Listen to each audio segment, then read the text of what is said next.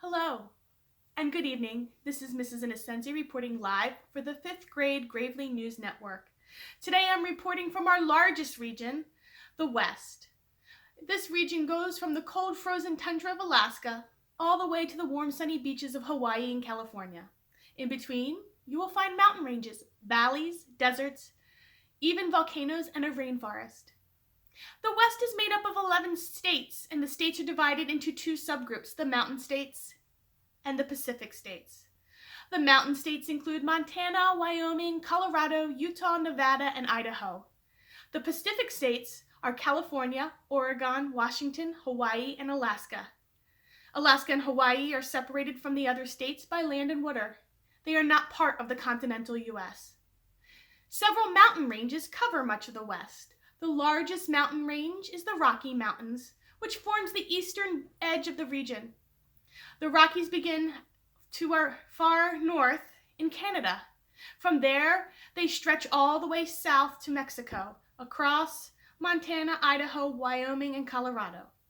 The Rocky Mountain Range is nearly 3,000 miles long and hundreds of miles wide.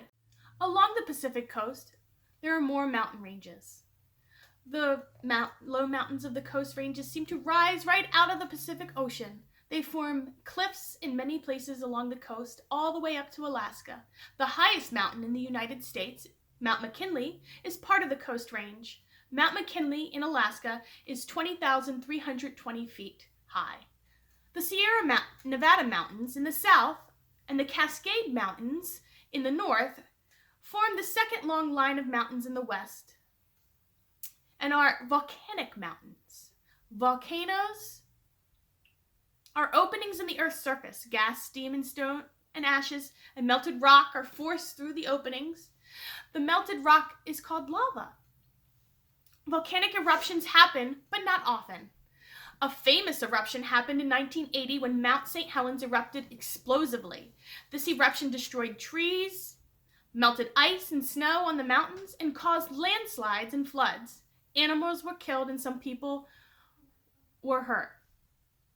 Several valleys lie between the coast ranges, the Sierra Nevada Mountains, the Cascade Mountains. Two of the valleys, Central Valley and Willamette Valley, are covered with deep, rich soil. Many rivers travel through these two valleys. The Great Basin lies in the middle of the West region. A basin is a low, bowl-shaped landform that is lower than the land around it. The broad, flat valley of the Great Basin is mostly covered by the Great Basin Desert and the Mojave Desert. The Great Basin Desert is the largest desert in the United States. Death Valley, a part of the Mojave Desert, is the hottest, driest, and lowest place in the United States. Death Valley is 282 feet below sea level. The highest temperature ever recorded in Death Valley was 134 degrees. The Great Salt Lake is one of the largest lakes in the United States. The Great Salt Lake is about 75 miles long and 35 miles wide. The Great Salt Lake is very shallow. Most of the lake is only 3 feet deep. Unlike most lakes, the Great Salt Lake is full of very salty water. It is even saltier than the ocean. It is salty because several rivers flow into the Great Salt Lake, but no water flows out of the lake. When water evaporates, the salt is left behind. The Great Salt Lake is too salty for fish. The only animals that live in this lake are tiny brine shrimp. Although they are very small, brine shrimp are an important food source for millions of birds that live around the lake. Dry and flat areas called salt flats surround the Salt Lake. The Salt Lake Flats were left behind when Lake Bonneville, a big prehistoric lake, dried up thousands of years ago. Just as the West has different landforms, the West has a lot of different climates. You could travel from the cold and rainy climates to extreme hot and dry climates in all the same region. The western part of the region along the Pacific coast receives a lot of rain. The coastal areas have mild, wet winters and cool, foggy, or cloudy summers. As you travel east across the region through the Great Basin, the rainfall amounts decrease and the temperature gets warmer. In the Rocky Mountains, there is heavy snow in the winter. The snow remains on the ground for months at a time. Once the snow melts, the water goes into the Colorado, Rio Grande, and other rivers of the area. Alaska has a unique climate. It is cold and wet for much of the year. Many places in Alaska receive as much as 100 inches of precipitation a year. Alaska is farther north from the equator than any other state. As a result, it is the coldest state. Alaska has short summers and long winters. The winters are so cold that houseflies can't survive there. Lakes and rivers in this area are frozen for most of the year. Now, Hawaii lies closer to the equator than any other U.S. state. Its climate is sunny and warm all year round. Hawaii enjoys a warm climate, but not too hot, due to the cool ocean winds. There is a lot of rainfall all year. This helps palm trees and other tropical plants grow year-round. The island of Kauai has the wettest place on Earth, receiving almost 40 feet of rain. Now, along the Pacific coast, it lies over many fault lines, which increase the dangers of earthquakes. The most famous is California's San Andreas Fault, which is more than 600 miles long. Today I'm going to take you to several landmarks and places to visit in the West region. I hope you enjoy them.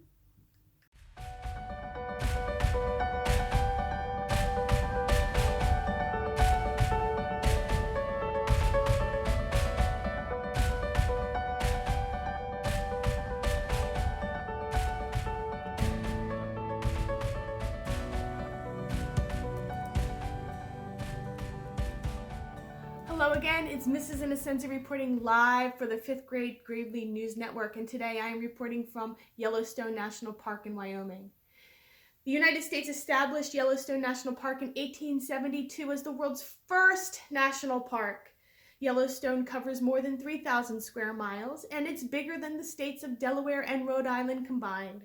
There is an active volcano in the park, and there are about 2,000 earthquakes here every year. The park also has more than 300 geysers. A geyser is a type of hot spring that shoots boiling hot water and steam into the air. Old Faithful is one of the most well-known geysers. The name Old Faithful was chosen because the geyser is predictable. It erupts about every 91 minutes. Each eruption lasts from 1.5 to 5 minutes. With each eruption, Old Faithful spews more than 8,000 gallons of boiling water about 150 feet skyward. Today, up to more than 4 million people come to visit Yellowstone each year. You need to check it out. See you later.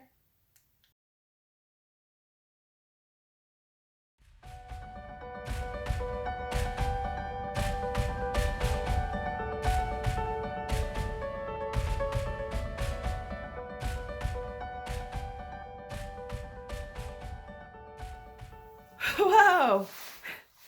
Hey! It's me, Mrs. Innocenza, reporting live for the 5th grade Gravely News Network. Today I'm reporting live from Echo Mountain Resort here, located just 36 miles from downtown Denver, Colorado, the Mile High City.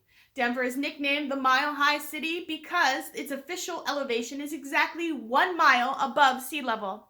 Today I've been hitting the slopes. Skiing is a very popular winter sport and leisure activity. Skiing is a means of transport using skis to glide on snow. Did you know that skiing is possibly a very ancient sport because the oldest evidences can be traced and found in the Norwegian rock carvings depicting people skiing as they date back to 2500 BC? When I finish up here on the slopes, I'm going to head back into town and visit several places. The Denver Zoo, the Coors Field to catch a Colorado Rockies game, and the Molly Brown House Museum. The museum is a house located at 1340 Pennsylvania Street in Denver, Colorado, and it's home to the American philanthropist and activist Margaret Brown. Brown was known as the unsinkable Molly Brown because she survived the sinking of the RMS Titanic. Some neat sights here in Denver. You just gotta come and check them out. Talk to you later.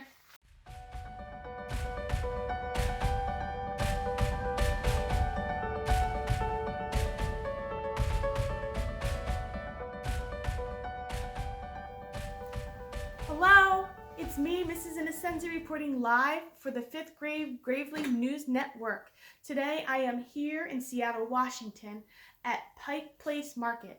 Lovers of all things fresh are sure to fall in love with everything the market has to offer. From fresh produces and delicacies from across the world to unique arts and crafts stalls, this market seemingly has it all.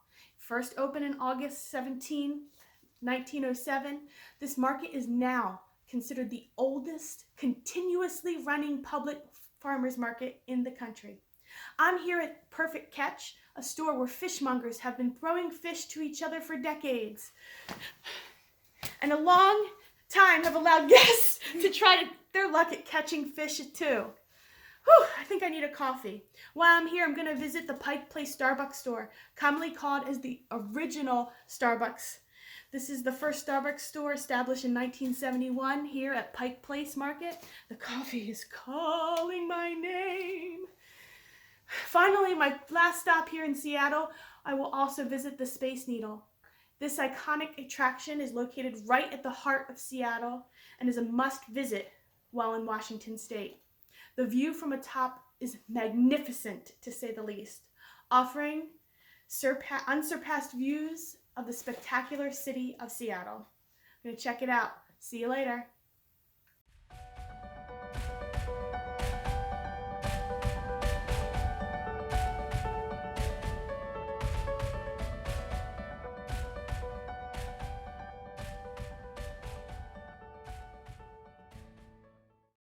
Hello, darling. It is I, Mrs. Innocenzi, reporting live from Hollywood, California.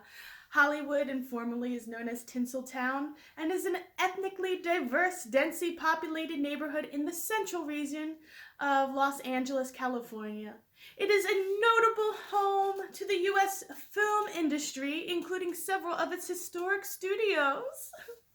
Hollywood has many different attractions, such as the Hollywood Walk of Fame, Universal Studios, and the famous Hollywood sign, which is a universal metaphor for ambition, success, and glamour.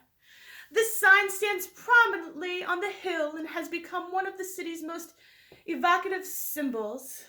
It is also one of the most photographed symbols.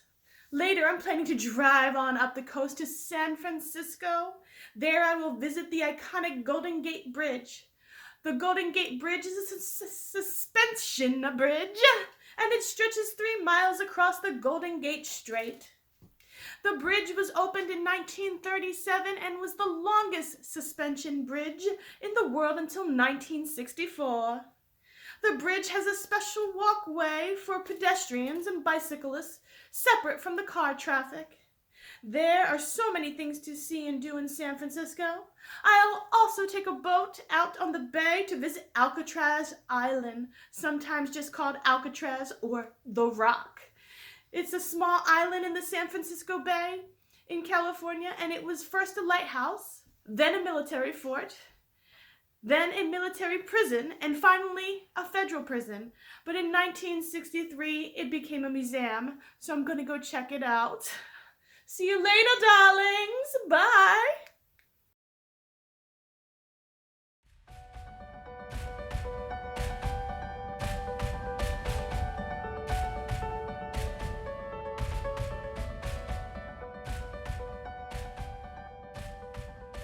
Hello again, it's me, Mrs. Innocenzi, and I'm reporting live from Anchorage, Alaska. I'm here with my good buddy Anouk. While moose, bear, and other wild creatures are actually common sight in the city's residential districts, Anchorage is truly a modern city in many other ways. And snow is only part of the picture during winter months.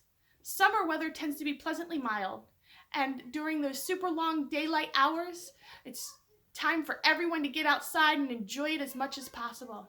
If snow is your thing, though, you're likely to find plenty of it during your visit in the winter months. One place to visit while here in Anchorage is the Alaska Native Heritage Museum. It provides an in-depth look into the lives of the indigenous people of the North, and you won't just see artifacts behind glass cases here, not like other museums. No, you'll have a chance to watch vibrant living history demonstrations of Native dancing, food preparation, carving, and storytelling. The center also features 6 life-size villages that represent some of the cultural groups of this area. A favorite sport in Alaska is the dog sled race, right? Yeah. The most famous dog sled race is the Iditarod. The Iditarod begins in Anchorage, Alaska, and ends 1,150 miles later in Nome, Alaska. A few teams of dog sleds and mushers, or their drivers, have covered the distance in amazing 9 days' time. No wonder why Alaskans call this event the last great race on Earth. We're gonna go check it out. Come on, Anouk. Mush, mush.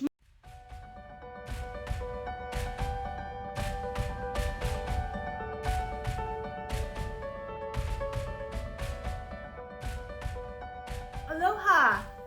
It is Mrs. Innocenzi reporting live for the Great Gravely News Network, and today I'm reporting live from Diamond Head, Oahu, Hawaii.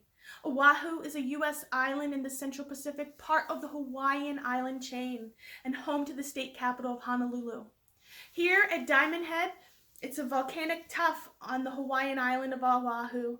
Diamond Head is an ancient volcanic crater that has been extinct for around 150,000 years.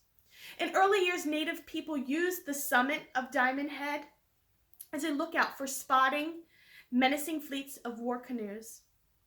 A bonfire was kept alight to guide friendly visitors coming from the outer islands. Ancient Hawaiians would light the rim of the crater with huge fires to assist canoes traveling along the southern shore of Oahu. Also located at the summit of the volcano was a temple dedicated to Lono, the god of wind. Later years, the U.S. government also recognized the advantage of strengthening the coastal defenses, and in 1904 purchased Diamond Head to develop a military reservation. Diamond Head became a coastal defense fort with guns poking out from the rocks on its high walls. Today, Diamond Head is a state park and no longer restricted to military, and over 1 million people visit this crater each year. The well-marked Diamond Head Trail leads 3/4 of a mile along switchbacks and up 4 sets of narrow stairways and through pitch-dark tunnels to the observation station at the top of the crater. There, hikers can gain a bird's-eye view of Oahu's southern shore, the plains of the central Oahu, and the Ko'olua mountain range and sparkling ocean. Later today, I will be visiting Pearl Harbor. Pearl Harbor is an inlet or bay on the southern coast of Oahu in Hawaii. The harbor just lies west of Hawaii's capital of Honolulu. It is a site of the U.S. Navy base, and on December 7th, 1941, Japanese warplanes carried out a surprise attack on the naval base in Pearl Harbor. The attack brought the United States into World War II. In 1962, a memorial opened up in Pearl Harbor in honor of Americans who died in the attack. The memorial stands over one of the sunken battleships, the USS Arizona. Later tonight, I'm off to a luau. A luau is a traditional Hawaiian party, mixing local food and lots of entertainment. Luau's are used to celebrate many stages of life. People often don't remember their first luau because their first luau was often a celebration of their own first birthday. Traditional luau's are often common among Sweet 16 birthdays, graduations, and weddings. Most modern luau's combine Polynesian dances and traditions into their show. I'm off. Aloha!